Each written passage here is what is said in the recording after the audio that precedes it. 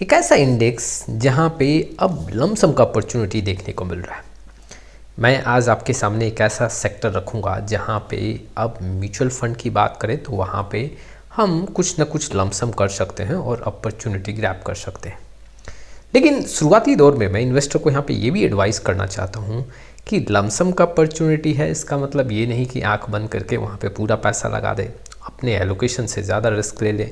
जी हाँ, आपके risk capacity से ज़्यादा वहाँ पे इन्वेस्टमेंट नहीं करना है और अपने एलोकेशन का ओवरऑल जो आपका इन्वेस्टमेंट है उससे 10 से 15% का ज़्यादा एलोकेशन ऐसे सेक्टर में आपको करना भी नहीं है। जिस सेक्टर की बात कर रहा हूँ वो अपने हाई से करीबन 18 से 20% टूट चुका है। हालांकि देखो, कई बार गिरावट के बाद ऐसे सेक्टर में कुछ जंप भी देखने को मिला। अब यहाँ से अब एक लमसम का अपॉर्चुनिटी बन रहा है। मैं कैसे सेक्टर की बात कर रहा हूँ? मैं आईटी सेक्टर की बात कर रहा हूँ। देखो, पिछले एक साल का अगर मैं आंकड़ा देखूँ तो इस सेक्टर में कुछ पैसा नहीं बना है। ऊपर से अगर आप देखोगे तो नुकसान देखने को मिला है, करीबन 13 से 14% का इस इंडेक्स में गिरावट। जैसे आप निफ्टी आईटी का आंकड़ा देखोगे तो यहाँ पे 13 से 14% का गिरावट है। ठीक, अगर आप पिछले 5 साल का आंकड़ा देखोगे तो पिछले 5 साल में अपने हाई से करीबन 18 से 19% ये इंडेक्स अभी भी गिरा हुआ है और यहाँ पे एक लमसम का अपॉर्चुनिटी देखने को मिल रहा है। चलिए जानते हैं कि ऐसे जो सेक्टर बेस्ड म्यूचुअल फंड है, वैसे म्यूचुअल फंड के एनएवी में कितना गिरावट है, हाई से कितना एनएवी गिरा हुआ है और डिफरेंस कितना है हाई का एनएवी का प्राइस और अभी के एनएवी के प्राइस में क्या डिफरेंस देखने को मिल रहा है। तो अगर देखा जाए तो अभी जो सबसे ज़्यादा गिरावट है, जी हाँ, अगर मैं ऑल टाइम हाई से अभी तक का एनएवी का प्राइस का कैलकुलेशन करूँ तो सबसे ज़्यादा गिरावट ऐसे म्यूचुअल फंड में देखने को मिल रहा है। Mirae Asset Hang Seng tech जो ETF फंड ऑफ फंड है वहाँ पे करीबन 19 से 20% का गिरावट है। बंधन निफ्टी आईटी इंडेक्स फंड की बात करोगे तो यहाँ पे भी 19 से तिनका हाई से गिरावट देखने को मिल रहा है। Axis Nifty IT index fund में 19 से 20%, Nippon India Nifty IT index fund, ICICI Pru Nifty IT index fund और Navi Nifty IT index fund में 19 से 20% का गिरावट है।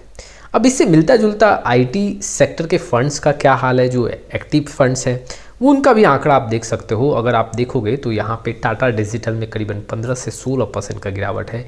एक जो 52 वीक हाईएस्ट एनएवी है वो 65 का था, अब जो है वो 55 रुपये के आसपास है। क्वांट टेक फंड की बात करूँ तो जहाँ पे आप देख सकते हो 14 रुपये का एनएवी था, वो अब 12 रुपये के आसपास देखने को मिल रहा है। यहाँ भी 14 से 15% का गिरावट है।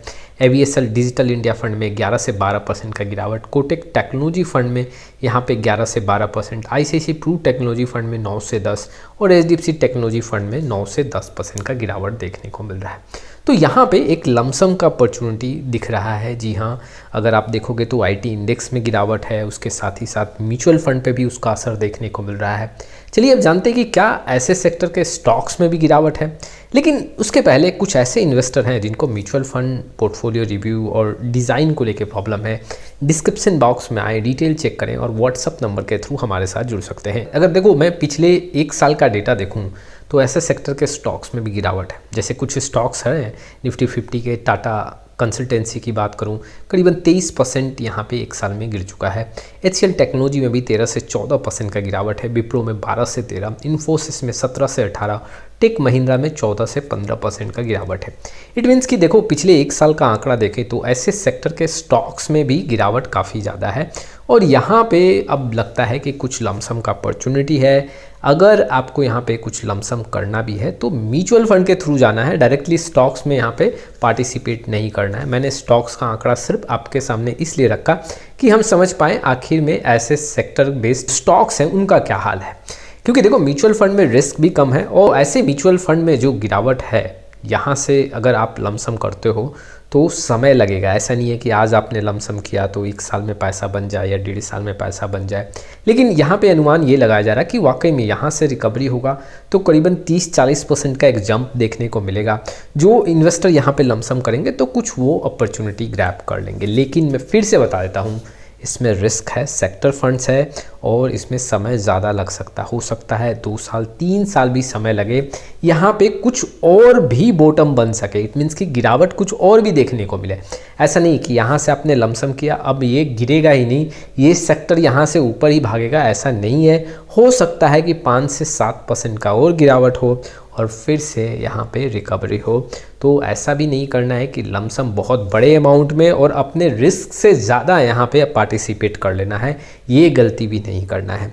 ऐसे बहुत सारे सेक्टर हैं जहाँ पे अब अपॉर्चुनिटी दिख रहा है। मैं टाइम टू टाइम आपके सामने ऐसे सेक्टर ला के रखूँगा जहाँ पे आप कुछ अपॉर्चुनिटी ग्रैब कर सकते हो। लेकिन इन्वेस्टर को मैं साफ यहाँ पे कहना चाहता हूँ, रिस्क कैपेसिटी को ज़रूर मेजर करें। ऐसा नहीं है कि लमसम अपॉर्चुनिटी है तो हम यहाँ पैसा लगाएंगे ही लगाएंगे। अपने रिस्क के अकॉर्डिंग ऐसे सेक्टर को फोकस करें। तो ये कुछ इन्फॉर्मेशंस थे जो इन्वेस्टर के लिए इंपॉर्टेंट थे। आपका क्या राय है इस वीडियो को लेके कमेंट बॉक्स में ज़रूर आए। फिर मिलेंगे एक नए वीडियो के साथ, तब तक के लिए जय हिंद जय भारत।